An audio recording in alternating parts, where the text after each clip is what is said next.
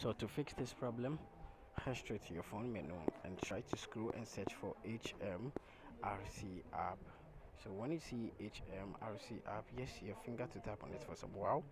Tap on the app info. So after tapping on app info, what you have to do next is to tap on permissions and make sure this permission, which is the camera and storage permission, is all allowed, as you can see over here.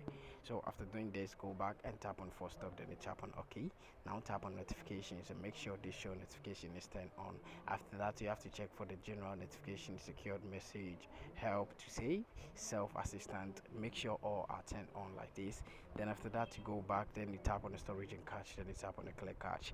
So after tapping on the clear cache, or after clearing the cache, what you have to do is to tap on mobile data and Wi-Fi and make sure this background data is turned on. So after doing this, what you have to do next is to go to your Google Play Store and tap on update. As you can see over here, we have update over here. So when you tap on the updates, it's going to load and you are going to get the latest update of this app. So after updating your app, what you have to do is to restart your device. The reason why I'm saying you have to update it is when the app is improved, you have to tap on the updates. And thank you for watching this video.